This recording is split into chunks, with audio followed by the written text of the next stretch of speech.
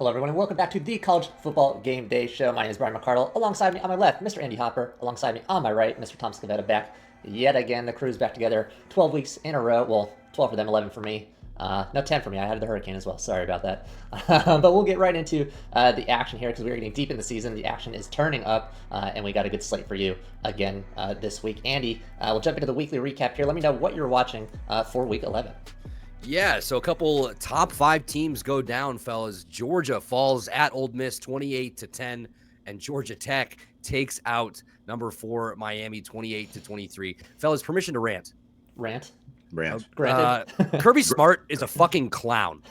Kirby Smart is an absolute fucking clown. He's a loser. He's a fucking scumbag. So I don't know if you saw it. Obviously, they lose. They lose the game. After the game is over, there's a Georgia player. I believe he's a backup defensive back. I think his name is Jake Pope or something like that. He is an Alabama transfer. I believe he's originally from Mississippi. And there he has a high school teammate that plays for Ole Miss. So in the mess of the Ole Miss fans rushing the field after the game, this guy is trying to get off the field, and he runs into some of his childhood friends, people he knew from high school and back home. And they were very excited to see him. They were also all in Ole Miss stuff. They were very excited they just won. So there's a video of them kind of jumping around him, and he may or may not look like he was joining in on the jumping and look like he was celebrating with the Ole Miss crowd. Not a good look, I will admit, not a good look. What I think is an even worse look is in the press conference the next day, Kirby Smart was asked about it, and he said, "What an idiot, just stupid." Okay, so this guy's an idiot, and he's stupid for getting caught up seeing some childhood friends, but you never once, Kirby, made a comment like that or said that about any of your players that have legal issues, that have been speeding, that have caught beating women, that have fucking done. Add it to the fucking list of your garbage dumpster fire fucking program. Don't beat Illinois too bad if we play in the season, but I think that's fucking Bush League. That's absolute fucking Bush League. Let's not even talk about him pushing a player on an opposing player on the sidelines earlier this year. But I think that is an awful look. Shows you how much you fucking stand up for your guys. I get it. You're not supposed to be celebrating with the other team after a loss like that. But that kid was not intentionally. He did not go into that game being like, man, if we lose, I'm gonna fucking be like, fuck yeah, go hotty toddy. You know what I mean? Like. Right. Just ridiculous. Have some class, have some fucking decorum, have some respect for yourself and your program, and maybe stand up to the guys that are actually being fucking idiots and being fucking stupid and breaking the law and hurting people. Thank you. End of rant. Good week last week, fellas. All right, Tom, what were you watching Week 11? That and a bunch of other games as well. Yeah, completely agree with everything Andy just said. I'll keep it PG on my end. Georgia rushed for just 59 yards the entire game. They couldn't get anything going. Shout out to the Rebels. Look, guys, Georgia Tech played a really good game. Cam Ward's stat line looked better at the end of the game, but let's be real. He did not have a good first half. If he wants to be the Heisman Trophy winner, he has to be consistently good. He can't show up for one half against Georgia Tech. That lost his team the game. Everyone's going to look at the box score and say, 350 yards and 3 touchdowns. No, he was fucking garbage in the first half, and it's a big problem. Alabama blows out LSU on the road.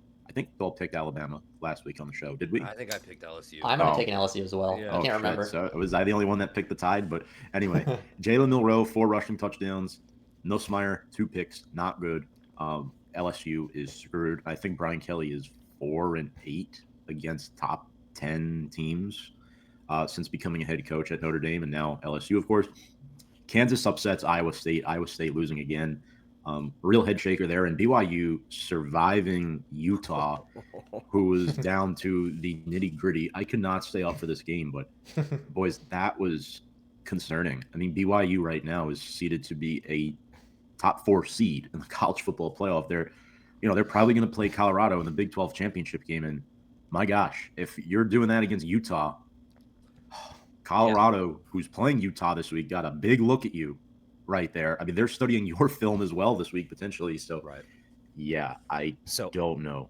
Tom, I did stay up to watch that game. I bet BYU spread, and then I doubled down on the money line when they were down. So it was just like a lot of miscues from BYU. Some of the worst clock management I have ever seen. Like, it was rough. Retzlaff was off. Utah their defense was playing out of their minds. They were fucking bringing the house like almost every time, and he just did not know what to do. They dominated the trenches in that game. They also had they benched the younger Wilson brother, and this guy they brought in actually played pretty well.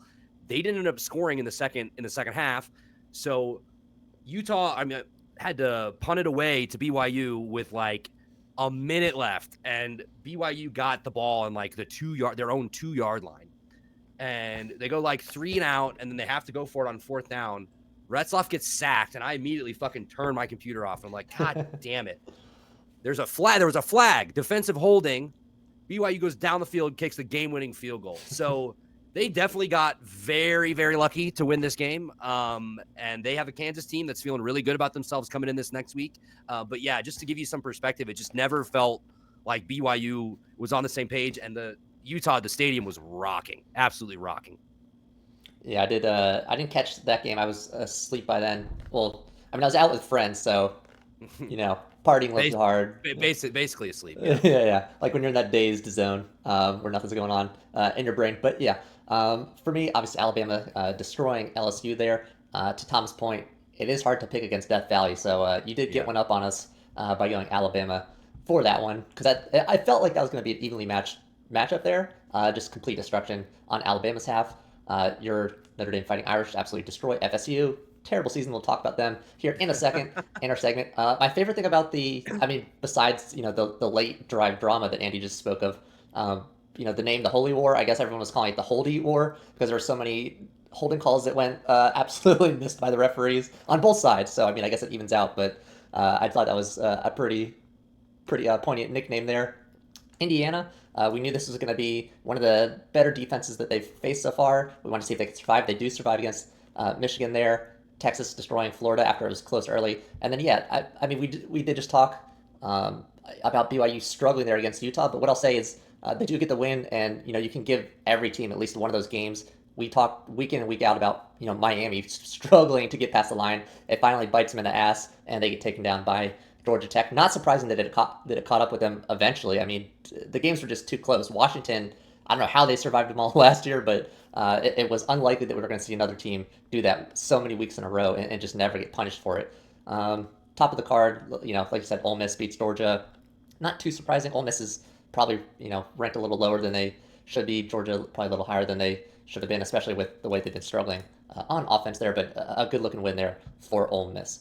That'll wrap up the weekly segment here, and we'll jump into our weekly news segment. It is 3 and Out. We got 3 topics here for you that we're going to run through.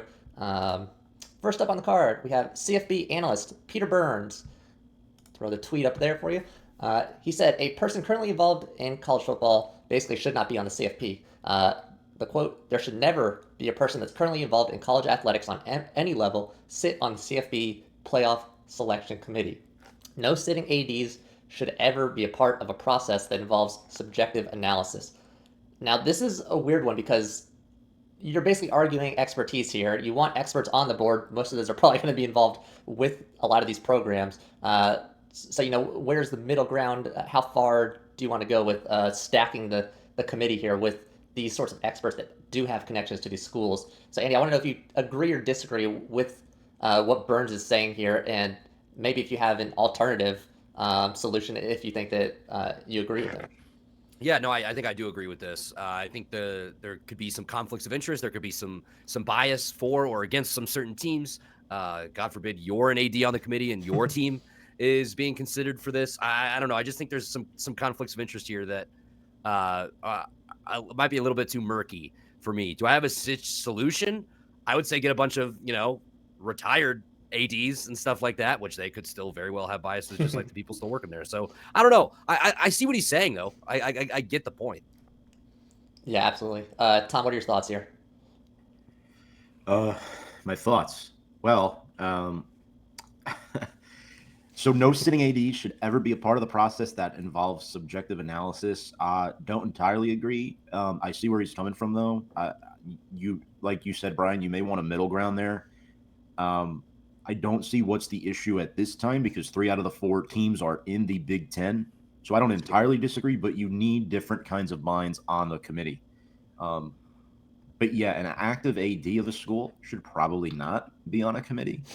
I will say that, but you need analysts on there. Like you can't nitpick everybody. Like, oh, you graduated from an SEC school, you can't be on the committee. That's wrong. I think that should not be held against anybody. But you need to be objective. It's your job to look at things objectively and not have too much bias one way or another. Everyone has a little bit of bias, right? Whether we like to admit it or not, we have bias towards our schools, right? So, for instance, if I was on the committee, right, would Notre Dame be sitting at 8 right now? I don't know. I'd probably push for 7. I'd probably push for a spot above where we are because I really want a home game in the first round. So I would be a bad option for the committee. You guys, no disrespect, your teams right now not slotted in those top 12 spots would probably be more objective to the committee. And the way I think, Andy being a Big Ten fan, Andy, correct me if I'm wrong, I don't think you would have Big Ten bias. What you would have is you would have a different opinion from a lot of these people that are currently sitting on the committee. You watch more Big Ten football, but at the same time, the SEC is historically the number one conference in football, but the Big Ten needs to get more respect. I think that's the big issue we have this season. There's a lot of good Big Ten teams, and the SEC teams get a little bit of favoritism towards it. We're not saying SEC teams shouldn't be where they are, but what we're saying is if an SEC team loses to an SEC team, that's still a loss. A Big Ten team can't play an SEC team right now in this stage of the season. It's happened before, but you're mostly going to play Big Ten schools. You can't have that same level of judgment. And Brian, you not having, your Big 12. Big 12 is going to get one team. And you would probably agree with that, right? The Big 12 deserves one team this year at this time. Yeah. Right. So there's no bias there.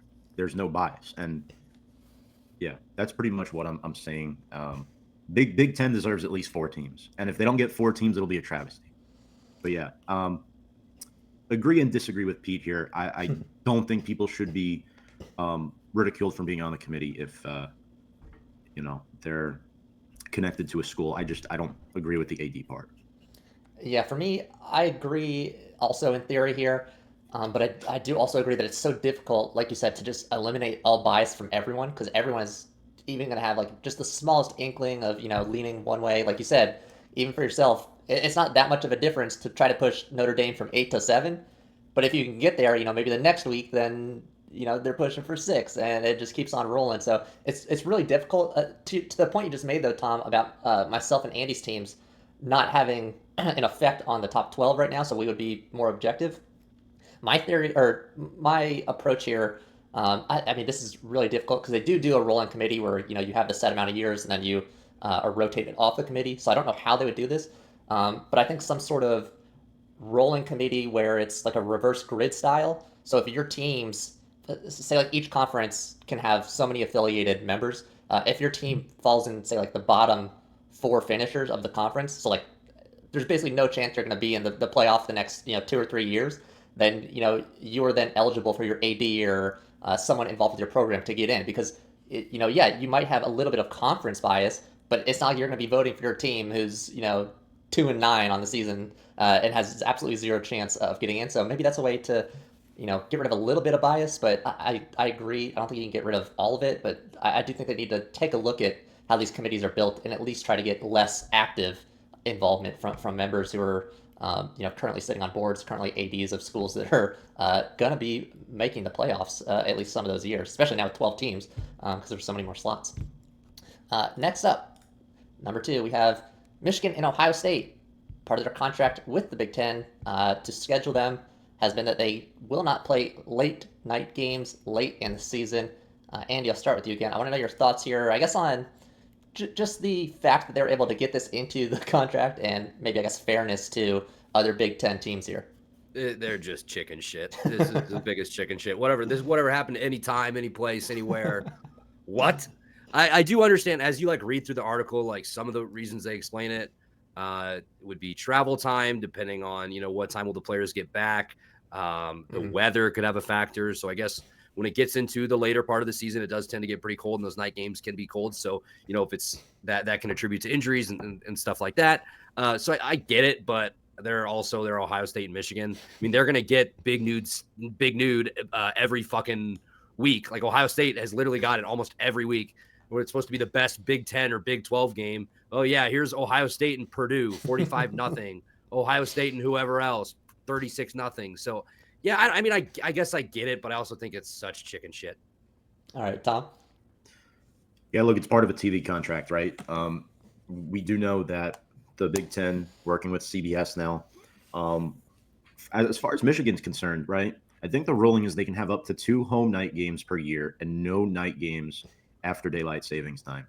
Correct. I believe the reason why, too, and again, this is really nitpicking here, the Midwest, right, where a lot of the Big Ten teams are located. I'm not going to sit there and call Western Pennsylvania the Midwest. That's not true, but where Andy is the Midwest, at least in my opinion. Look, they're 1 hour behind, right? So right now we're doing the show. It's 10:53 at night. It's 9:53 where Andy is. So if you want to start a game like prime time, let's say 7 o'clock, that's 8 o'clock on the East Coast. Again, really nitpicking here. If you want to start a game at noon, that's 11 a.m. in the Midwest, in the Central Time Zone. So I can see where they're coming from because fans also want time to tailgate. They don't want to have shorter tail. Like, don't get me wrong, Notre Dame has it great. This is why being independent is so much fun. We don't have these problems, guys. 3:30 in the afternoon, get to the parking lot, 9 o'clock, getting trashed till 2, walk in because you can't drink in Notre Dame Stadium. So that's also part of it. But anyway, yeah, Ohio State, Michigan, they're just looking for something to complain about. 6 straight noon home games for Ohio State to end the season. Whatever. I mean, screw you. Yeah, I think this is too much clown show stuff here from these 2 schools. Yeah, I agree with both of you. I think they just allowed. I know they're the 2 biggest programs in the conference. They bring probably the most money, but I don't think you can let those just 2 teams wield that much power, especially now that they brought in the West Coast teams. There's so many teams in there, and you're letting these 2 teams basically have free reign on scheduling that's going to affect every single other team in the conference. So the exact stipulation, because I didn't have a tweet, this is pretty long article here, is that both Ohio State and Michigan have stipulations in their TV contract with Fox, CBS, and NBC that they cannot be assigned to play at night in the final 3 weeks of the regular season. So, I mean, it already sounds bad on paper, but the fact that it's applicable to the last 3 weeks of the season, like the big grind to get to the playoffs, and you're forcing other teams to then take those spots, rubs me the wrong way a little bit. But I mean, again, sort of like the CFP thing, it seems like they've got this set up like a committee of power dynamic almost, because late in the article it mentions that Penn State, Wisconsin, and Michigan State are sort of on like a B tier here and have a similar type of stipulation in the contract where they're only allowed to have a limited amount of late season games that can be assigned at night. So if they came out and said it like, hey, based on how you finish, you will get priority on how you want to schedule late games like this, I would say, okay, at least that's a little more fair. But it seems like they've just looked at the brand names and said, okay, you get to decide the scheduling that's going to affect everybody. And with a 12-team playoff, that affects more teams than just the Big Ten winner, especially now that they brought in the Oregon, USC, and the like, who are likely going to be ranked most of these years. A team like Andy's, if they have a little bit of a better season and they're sitting right there at the tail end of that 12 teams, and they get forced into a night game because Michigan and Ohio State have this clause in the contract, that hurts Illinois greatly, especially if that's a road game at night. That could affect the game the next week as well. So it's a little unfair to me. I understand why they're allowing these 2 programs to do it, but yeah, I don't typically agree with how they've got this set up right now. Now bring us into our last 3 and out topic here. We have FSU, just in general, having probably one of their worst years in decades here. Colorado has shown up this year. We like to give them a little bit of shit, but they are performing this year. Deion Sanders, this kid, will be into the draft this next season, and he will have no familial connection to Colorado. So what I want to know from you guys is, do we think, we've talked about this before briefly, but do we think Deion Sanders to FSU after this season is a possibility to fix the Noles problems, Andy? Yeah, I wouldn't be surprised. I think it depends on, how well how they finish this season, right? But I think it's definitely a possibility that he, it's his alma mater. They probably should have hired him a couple years ago when they hired Norvell. But I do understand why they didn't. But But, sometimes it's hard to, when home comes calling, it's hard to turn that down. I agree. Tom? So, yeah, this is a strong possibility. I think Mike Norvell needs to get fired because it's not even the fact that they're 1-9. They're not competitive in most of these games. They're just quitting. The players are giving up. He's lost the locker room. Guys are decommitting. They just lost, I think it was earlier this week, blue chip 4-star quarterback Intramel Jones Jr. decommits. This comes, by the way, after he claimed he was shutting down recruitment over the summer and would not consider any other programs.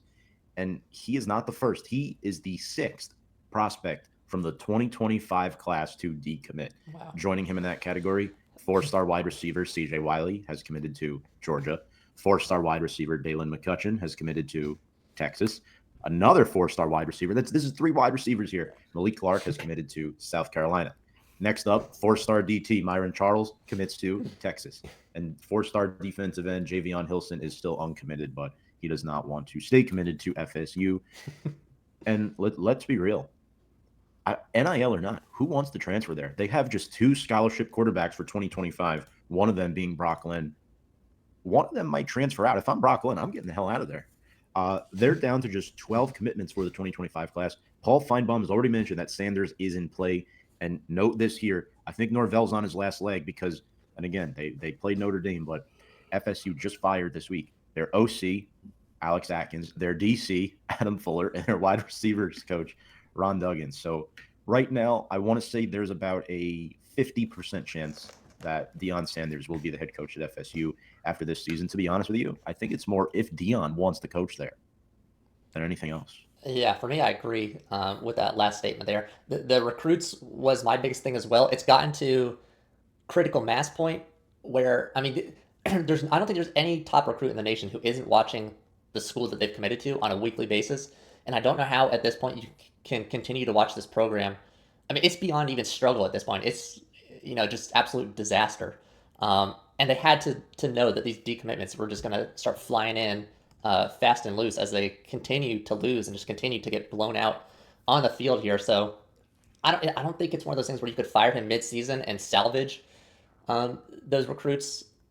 But I'll say this. I think the FSU administration has gotten a little bit lucky that they are so bad because now they don't have a decision to make, at least in my mind. It's been so bad that Norvell, I think, has to go. And no matter what FSU does with that, how they get rid of him, they can, wipe their hands of any wrongdoing because it has been this bad. I don't think any FSU fan is going to look at what is happening and disagree with it. Will they get Sanders? That's obviously another story. I think he does still want to coach, even though, his kid will be in the NFL because it has gone fairly well. It was a rough start, but it is, going a lot better. FSU has the money, so they can certainly do it. We will see, but I think personally he will want to return to Tallahassee. Do they do it this season? I think you got to, because if he loses interest after another season, maybe he does just, go with Colorado one more year, to try to finish out his contract and, see how far into the playoff he can get them. But the man can recruit. We have seen that from this Colorado team. So it's what FSU needs. I think they at least need to go for it. That'll wrap up our weekly news and bring us into the weekly parlay party here. 3 picks plus 1,000 is our buy-in minimums here. Andy, we'll start with you. Read us through your parlay. Yeah, lost again last week. Shocker. I've got 4 picks for you again this week. I'm not going to go with $100. I'm going to stick to $20. Don't ask why. But if this one hits, we'll make back our last 2 parlay bets plus $50. Yes. So we'll see. So LSU minus 4.5 at Florida. Florida's not good. I know LSU's coming off that absolute stomping. I think they're going to come into this game pissed off and just beat up on a better team. Nebraska plus 8.5. They're going to USC. Haven't been impressed by USC since week 1 when they beat LSU. And I think Nebraska can keep this game within a score. I will take Washington State minus 10.5. They're going to New Mexico. New Mexico is not good. Washington State is number 18, and they only have 1 loss. They need to stack up as many victories and impressive victories at that. So if you're playing a lesser opponent, you need to beat the shit out of them. So I'm expecting Washington State to cover the spread here. And then this one is the one I am a little bit nervous about, but it's BYU -2.5. They are hosting Kansas. Kansas obviously coming off that upset of Iowa State last week, where they basically did whatever they wanted on the offensive side of the ball. BYU, obviously, with all those struggles, they're back at home. I look for them to rebound. I look for them to win this game by at least a touchdown. So it would be plus 1258, $20 to win 251.69. I will not blame you if you take the inverse of this play. Love it. Tom, run us through your parlay here for week 12. All right. So first off, we're going 6 legs again because I don't learn. Liberty -9.5 against UMass, -180. UMass is an awful football program, one of the worst Division I schools out there. They should fold. I like Liberty to cover by 10 points. Texas -9.5 against Arkansas. I know they're at Arkansas, but after that whiplash they took to Ole Miss, why can't Texas do the same or close to the same? -162. Illinois -2.5 against Michigan State. I don't love their quarterback play. I like Illinois a lot more, -120. I know Illinois is a little banged up. They've lost a couple games now. They're at 6-3. I think this is a good spot to get a bounce back W in Champaign. Notre Dame -22.5 against Virginia. They are, outside of Indiana, the automatic lock of the season at -22.5. That comes in at -115. Really like the way they're playing football right now. Louisville -20.5 against Stanford. Stanford has just 2 wins this season, and Louisville's 2 losses are to Notre Dame, and I think was it Miami? Yeah, it was Miami, right? So those are their 2 losses. Those are 2 teams in the CFP. Louisville, I think, will run all over them. And lastly, not going spread here, going with the over in the Georgia-Tennessee game, 43.5 points. I did some research, looked at some of the scores of the previous year's games, and I looked at the way Georgia and Tennessee have been scoring over the past month. I think these numbers make sense. I think each team will get to 20 points, at least in this game. So that clocks in at -188, plus 23.79 odds, $20 for 475.94. Spice. Love it. I would like to start off my parlay here by explaining to Andy. Like I said at the beginning of the show, I was out drinking for a friend's birthday, as one does, for a celebration. I looked at my parlay from last week, looked at my phone, got DraftKings up, and I'm like, you know what?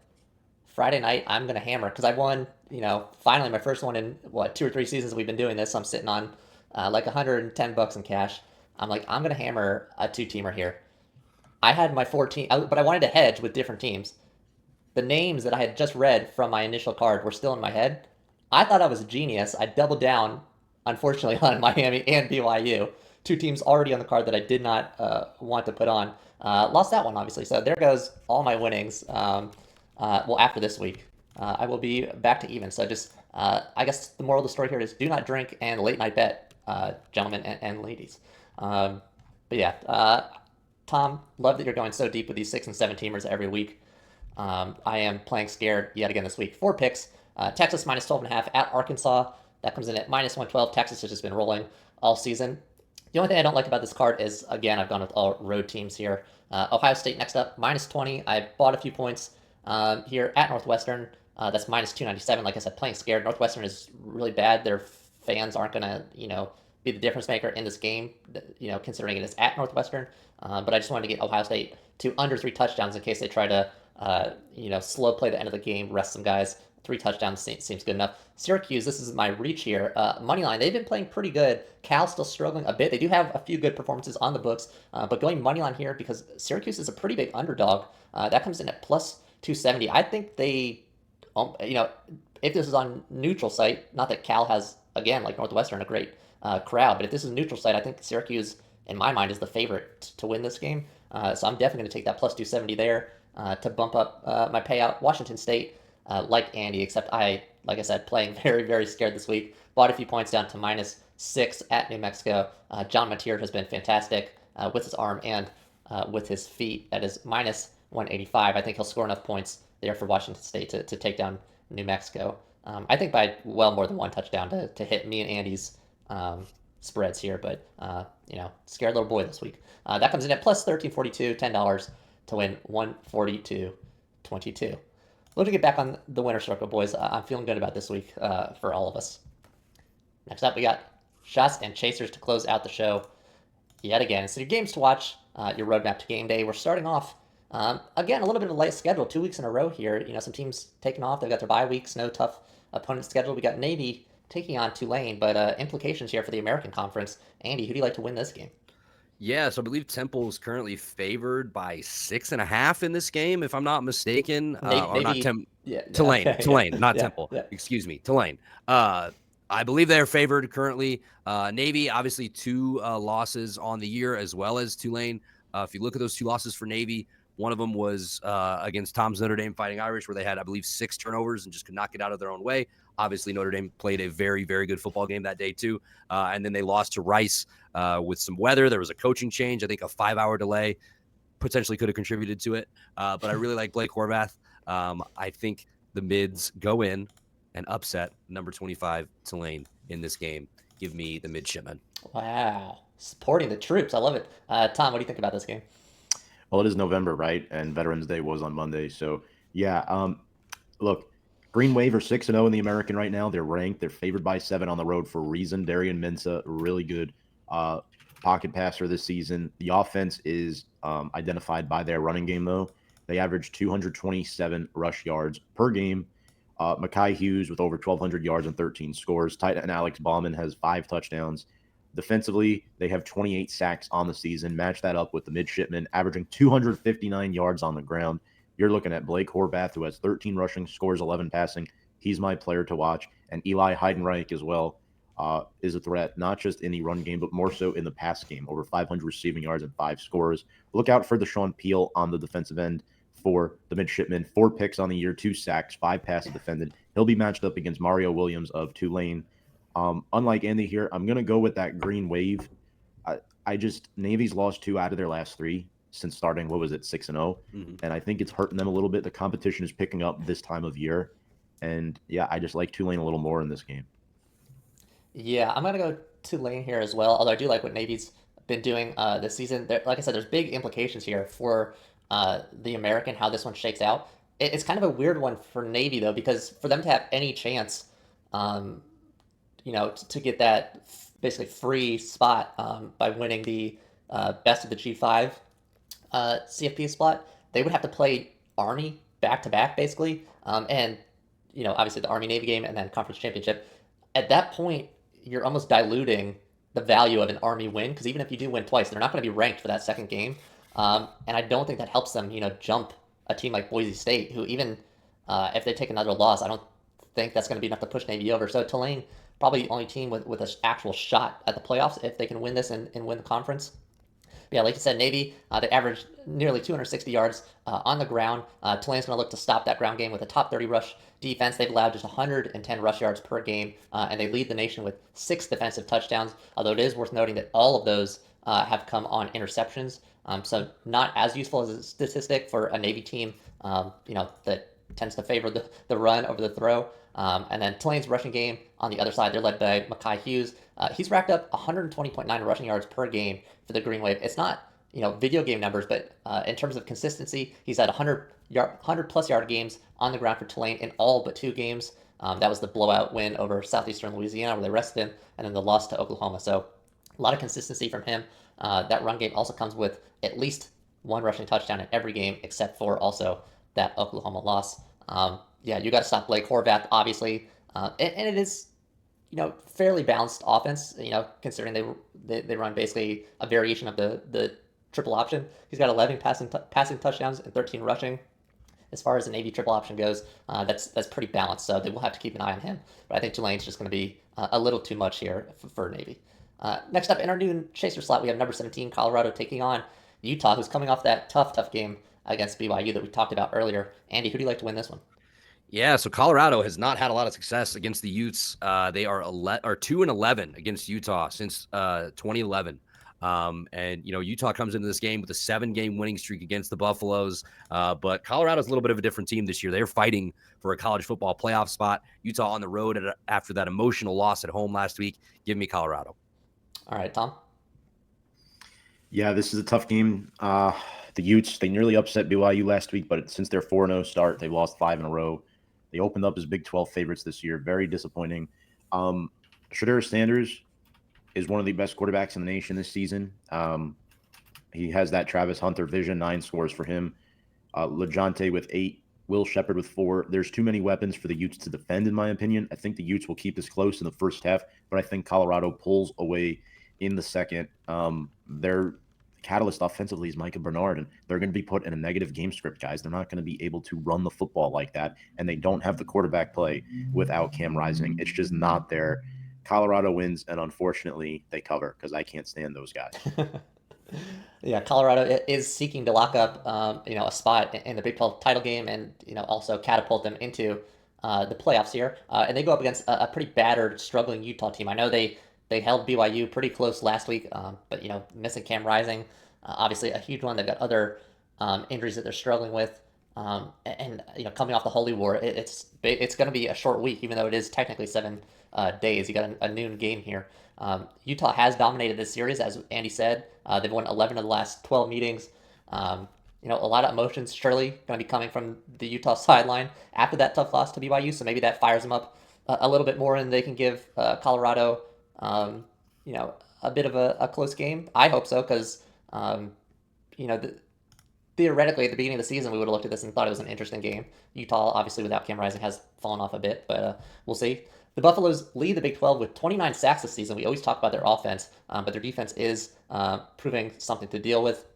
They have 9 different players who have 2 or more sacks. And to add to that, their defensive backs is what I'm going to be watching this game. They've been swarming wide receivers. Obviously, no Cam Rising. Isaac Wilson or Brandon Rose. Those are the QB options for Utah here. Neither has really looked great through the air, despite, I'm sure, giving their best efforts. Neither is of Rising's quality. And then Colorado's DB trio of Preston Hodge, Travis Hunter, and Colton Hood have combined for 15 pass deflections and 6 interceptions between just the 3 of them. So there's 2 options for Utah, already not great, and they're just going to have a secondary that's going to be all over their wide receivers. So I'm going to say Colorado does pull this one off here, and catapults their chances at a Big 12 title and potential playoff spot. Next up, 3:30. Tom, we got your team here, so we'll start with you. Number 8, Notre Dame taking on Virginia. We'll see, Brian. I'm surprised this made the card, but it's there. 23-point favorites. UVA pulled off a 24-19 upset at Pitt last week. This has potential to potentially be a trap game. They have 2 running backs with over 400 rush yards, but their defense struggles, boys. They gave up 40-plus to both Clemson and UNC. Notre Dame has not allowed more than 14 points in a game since the month of September. Safe to say they woke up once September ends. If you see what I did there. Riley Leonard, 9 touchdown passes on the season, 13 rushing, 24 total for him, just 3 picks. Good ball security guy. He's played a lot better since the first few weeks of the season. I'll give him a lot of credit. I like what I've seen. Jeremiah Love, too, 10 touchdowns, 23 rushing touchdowns combined from your starting QB and your starting running back through 9 games is impressive. Jadarian Price as well, their backup running back, 400 yards, 4 scores. Tight end Mitchell Evans getting more involved in the offense, scored his first touchdown last week. Excited to see that. And Bo Collins, the Clemson transfer, knows a thing or two about the ACC. Defensively, no Howard Cross II this week. He's out. Donovan Heinisch, younger brother of former Notre Dame DT. Kurt Heinisch will start in his place, along with Riley Mills, 6 sacks. Guys, keep an eye on Riley Mills, Illinois guy, moving up his draft stock. Right now, he's expected to be a day 3 pick. If he ends the season in double-digit sacks, do not be shocked if he goes day 2. And Xavier Watts and Adon Schuler is going to really flourish next season with Notre Dame. And then lastly, defensively, I mean, there's just so much to talk about with the defense because Al Golden has been the best DC in the nation this season. There's no doubt about it, in my personal opinion. Jalen Snead, great in coverage, chasing people down. Drake Bowen has developed nicely with Notre Dame's defense. It's develop, replace, develop, replace. Irish roll, hammer that spread. They have covered every week since NIU. Still, no, it was Andy. And it still crushes me to say this because this is not a guaranteed win, fellas. Well, what has Notre Dame done well against inferior opponents this year since the NIU game? It's beat the shit out of them at home. So I give me the Irish, and I don't think it's close. Just realized I had myself on mute there, so no one heard that transition. Love it. But yeah, I'm going to go Notre Dame as well. This one, Tom, you said you're questioning why I was on the card, especially with that spread. But Virginia has been picking it up as of late. I think it's going to be a lot closer. So I guess that would mean that they do not cover the spread and sort of ruin that streak.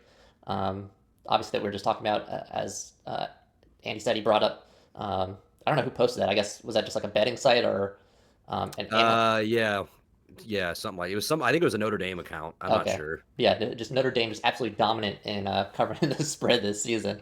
But yeah, I think they actually do not. That post was sort of what led me to putting this game on the card here. Obviously, Notre Dame is still fighting for a home game, so it's not like this game is entirely worthless. But yeah, after that early season loss to NIU, Notre Dame has clawed their way back into a mid-table CFP spot, even if they do not jump into the home game territory. But they now go on a run of 3 fairly tough games, 2 of which are opponents that don't look great on paper in terms of their record, but they shouldn't be overlooked. And one of them, I think, is this Virginia team who's coming off a win over that ranked Pitt team. That was pretty good. That ended a streak of losses for them. Virginia's defense, not a unit that gets a lot of pressure, but they do produce turnovers at a really good rate. And importantly, they have faced Riley Leonard before. Obviously, he transfers in from Duke, so this Virginia Cavaliers team has seen him before on the other side of the ball.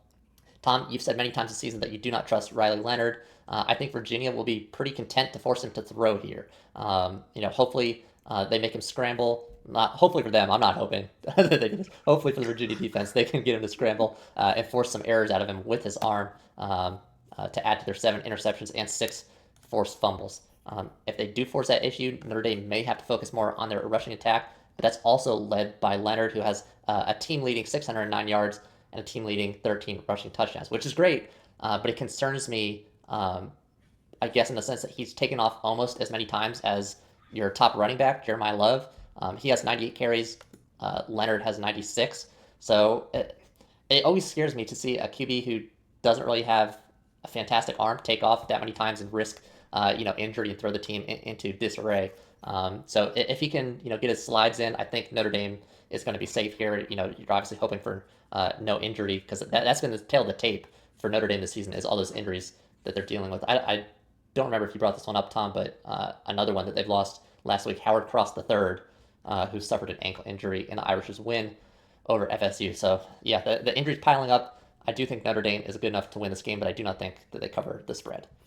Next up, 3:30 chaser, we have South Carolina versus Missouri. Both teams, not at the top of the SEC, but both ranked. Should be an interesting matchup. Andy, who do you like here?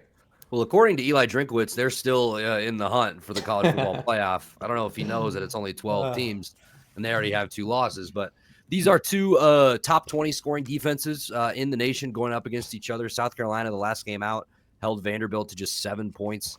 And then Missouri with a dramatic win. I don't know if you guys saw that. They got a strip sack, scoop, and score with like 30 seconds left, maybe less, to win the game, which is pretty nuts. But I will take South Carolina. I think they are the better team. I think they're the more complete team. Missouri pretty banged up from what I understand.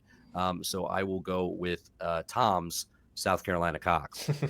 All right, Tom, tell us, you taking the Cox also? Yeah, look, I mean, Missouri's coming off a 30-23 win against Oklahoma. That would have been impressive 5 years ago, not in 2024.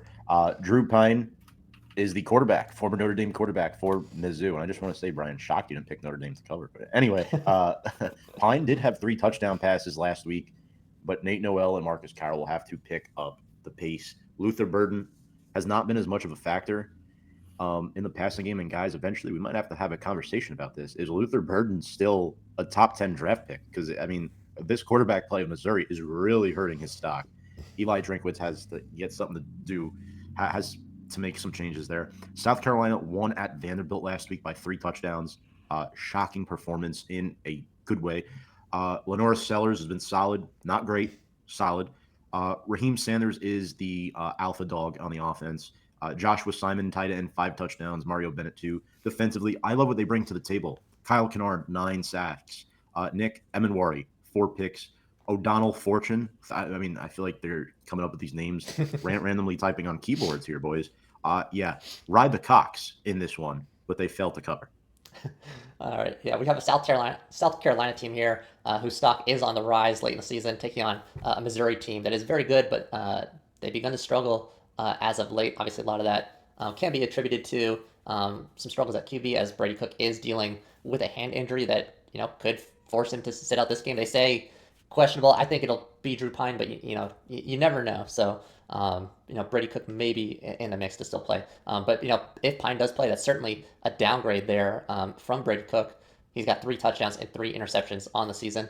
The Cox will look to pressure the holes here and get to Pine if he is indeed their starter. And they've had great success in that regard. They're second in the SEC with 33 sacks.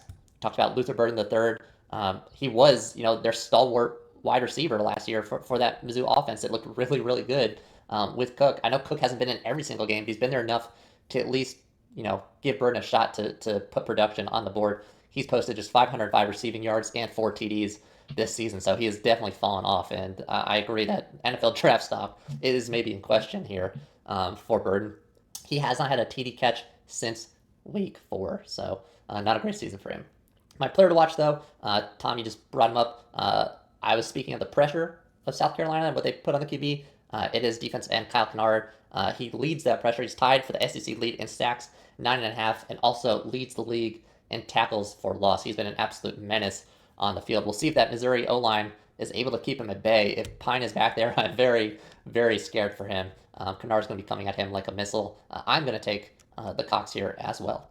As we move into our late games, we have the only ranked versus ranked matchup on the board here of any value.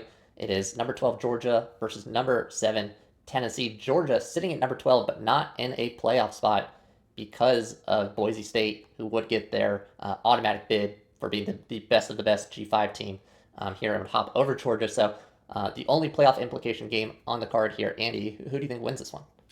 Yeah, I think Tennessee fans are going to be a little nervous going into this one. Nico is questionable due to a concussion suffered against Mississippi State last week. So obviously, if they are missing him, that will be a big loss for the Volunteers. They would have Gaston Moore coming in to play or start at quarterback if Nico is not available to go. Look, the story for Georgia the past 4 weeks has been Carson Beck's inability to take care of the ball. He has 9 turnovers in their last 4 games. That is not winning football, and that's obviously why they have 2 losses. Last week on the show, you boys will remember when we were doing our segment about who's going to miss out on the bye. I said all 3 of them would. I said UGA was going to lose to Tennessee. I didn't expect Ole Miss to beat UGA. So I'm going to switch it up here because I don't think Nico's going to play. So if Nico's not playing, I think Georgia finds a way to win this game. Tennessee's defense has been really good. They run the ball really well too. So maybe they don't need him. Maybe you force Beck into a couple more stupid turnovers. But he has been, talk about draft stock plummeting, guys. Carson Beck all over it. But I do think Georgia bounces back, and I think they win this game, unfortunately. All right, Tom?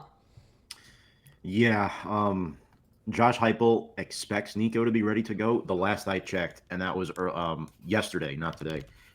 So I don't know if there's any update on that at this point in time. But look, guys, the Vols run a 4-game winning streak. They run the ball well. They hit the holes hard. 235 rushing yards per game as a team, and it's led by Dylan Sampson. He's tied 3rd in the FBS with 20 rushing touchdowns on the season, over 1,100 yards. Nico has to play, and the sad thing is Nico's not that great of a quarterback right now.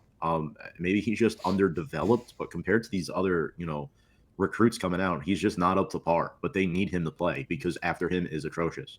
They need Pierce to get to Beck. They need to get him under pressure, and UGA's pissed. I don't like to pick UGA coming off. I don't like to pick against UGA coming off a loss because usually they have a great bounce back performance. Yeah, look, Carson Beck, 12 picks on the season. He might be a 3rd-round pick right now with the way this is trending.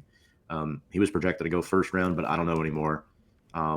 Sad. Trevor Etienne, 7 touchdowns on the ground. They still have a lot of good pass-catching weapons in the offense. And the line has struggled too, boys. I mean, let's be real here. Outside of Tate Ratledge and Xavier Truss, they've really, really struggled. Whether it's been Dylan Fairchild, Ernest Green coming off blocks, they're not getting out in space and moving. I mean, the line has really struggled. Maybe losing Colby Young hurt them a little bit. I don't know. But when it comes to this series, Jalen Walker's really, really good. And that Georgia defense is going to cause fits for Nico. Georgia has dominated this series as of late. They've won the last seven matchups. Tennessee has not won since 2016. I remember last year, the Dogs won 38-10. Carson Beck had 3 touchdown passes. I expect Beck to duplicate that performance, throw 3 touchdown passes this weekend, and get his draft stock back up. Georgia wins. Yeah, Georgia completely dominated last week by Ole Miss. I think we all touched on the Rebels' D-line last week and their ability to get to the QB. And boy, did they rattle that Georgia O-line. They diced up the Dogs for 5 sacks and 9 tackles for loss while pressuring Carson Beck into basically nothing but mistakes. He threw for no touchdowns and an interception on the card. Nothing of value that I saw. I think he had an okay game in terms of like yardage, but the Ole Miss defense just absolutely ate him up. Kirby Smart said after that game that the leaders are taking the initiative and owning up to their mistakes. But for me, if I'm a player on this Georgia defense, I don't know if I can look over at Carson Beck and have as much faith in him right now. Not as much faith as Tom just said. 3 touchdowns. That's a lot to ask for from a struggling Carson Beck here. But fun, or I guess not so fun fact, depending on how you look at it, and if you're a Georgia fan or not. Carson Beck has thrown more TDs and interceptions in just one game since September 14th. And the other 6 games since then, he's thrown an equal or greater amount of interceptions than he has TDs. You're not going to win big games like this when your QB cannot produce. And not only is he not producing, he's regressing week after week, it seems. He's going to need something like a 3 touchdown, 0 interception game if he does want to turn this around for Georgia, because they are teetering on the edge here of missing out on the playoffs yet again here. As you said, Vols QB Nico Iamaleava injured in a victory over Mississippi State last week. He was in concussion protocol. If he's unable to play, that's going to be a big concern. It's a big step down. The backup is a fifth-year senior Gaston Moore, another incredible name there. He has very, very little experience. Concussion is very hard to force a player through. If obviously they have to meet those benchmarks to be able to play, but I think Tennessee is maybe going to slip a few Benjamins into the doctor's pocket there to make sure Iamaleava is playing this game, because they really need him if they want a shot here. Tennessee's defense, they've allowed just 12.6 points per game. That's what I'm looking at here. Listen, Beck is already struggling. Tennessee's defense has been phenomenal. They're ranked 5th nationally in points per game allowed. They've yet to give up 20 points to any opponent this season. That's really, really solid given the opponents that they've had, because that includes Alabama there. So no team has had more than 2 touchdowns on offense versus this Tennessee defense, and they've only given up 6 touchdowns through the air. So, maybe Georgia can dice them up with the ground game, but I'm going to go the other way here and take Tennessee, because that defense has just looked really, really good for me. And then our last game of the card here, another one where the G5, again, that's the importance here. San Jose State, no slouch here at 6-3, taking on number 13 Boise State, the belle of the ball here as far as G5 teams goes. Andy, run us through this game.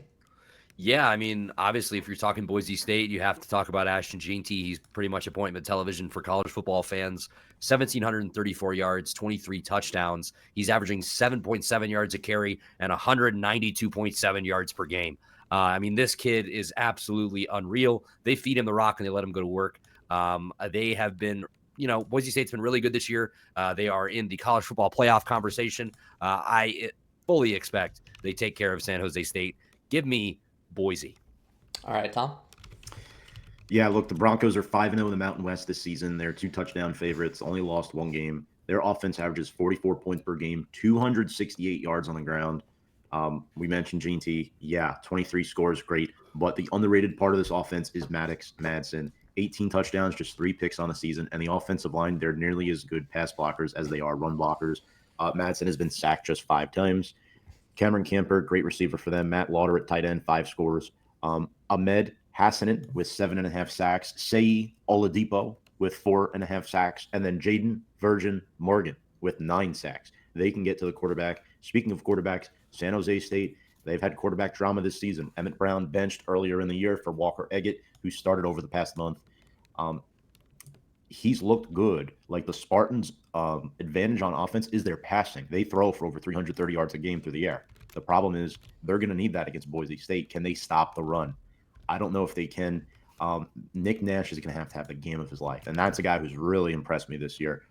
for the Spartans. Over 1,100 yards, 86 catches, 13 scores. He will have to play really, really well for San Jose State to have a chance. Who wins outright is not the question here. It's Boise State. The question is the spread. I'm going to go out on a limb and say San Jose State will somehow manage to cover this somehow, because I think they're going to be down 3 or 4 scores and they're going to be playing catch up. Spartans are, going to get some quick passes out, and Nick Nash is an unknown gem for this San Jose State team. Yeah, that's why I thought that was an interesting matchup here. Obviously, they are 6-3. This is going to be at San Jose State's home, but they do have their own diamond in the rough here to counter G&T on offense. Obviously, G&T is the topic of discussion on most people's minds here. A likely lock to at least be a finalist for the Heisman. But yeah, Nick Nash on the other side, 6'3", 195 pounds.